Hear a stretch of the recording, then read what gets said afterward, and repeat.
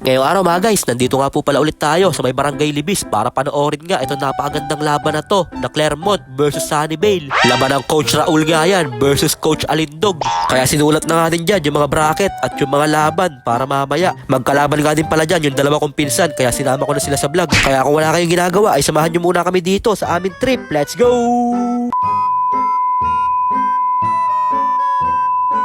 So, ayun po pagdating ko nga dito sa may Barangay Libis, nakita ko kagad dyan si Coach Elmer, saka yung mga assistant coach niya nandito din, saka si Coach Ariel. Malakas nga din itong Clermont dahil nandito nga pala si Wemby. Ayun nagsasayaw pa si Ali, Wemby. Mamaya idol, pakitaan mo ako ng isang dunk. Kaya nagdati ka na nga din dito yung mga fans ng Clermont para suportahan sila. At dito naman sa kabila, solo flight nga lang si Coach Raul. Wala nga siyang kasama ng mga assistant coach. Sabay nakita pa ako dito ni Chaknu. Ayun kinakawayan pa tayo ni Chaknu.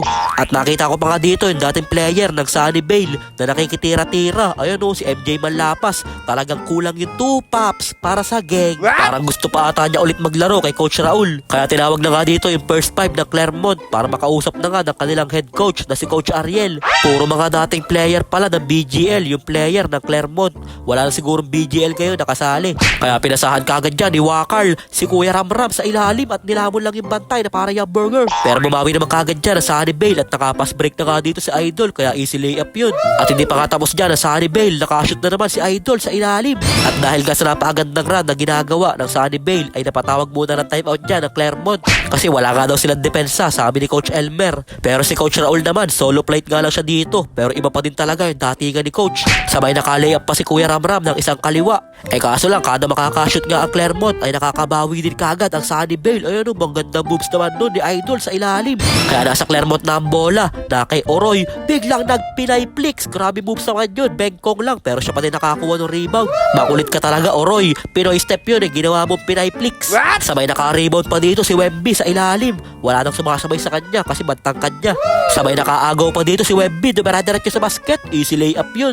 Sabay nakapass break pa ulit dito ang Clermont na kay Idol, easy 2 points yun sa ilalim. Kaso lang sa hindi inaasahang pangyayari ay bigla kang tinamaan niya na suntok si Idol sa kanyang nguso. Medyo masama nga dyan yung tama ni Idol kasi talagang sumirit yung dugo. Pagtalon nga dyan ni Idol, tinamaan siya na suntok sa kanyang muka kaya sumirit yung dugo. Kaso lang emergency na, wala pa din dumarating na medics, nasa Laguna pa daw. Aray ko po. At pinasok na nga din dito yung isa kong pinsan at nagpakawala kagad siya ng isang 3 joints. Ilista mo na yun, papas. May pagka-styler din talaga yan si Terdy, mana-mana kay J-Nox. Pero sumagot din naman kagad dyan na Clermont sa ilalim ng easy 2 points. At dahil hindi na ako makahiga sa sipon, mamaya na ulit ako magbo-voice over. Tatawag muna ako ng full time out.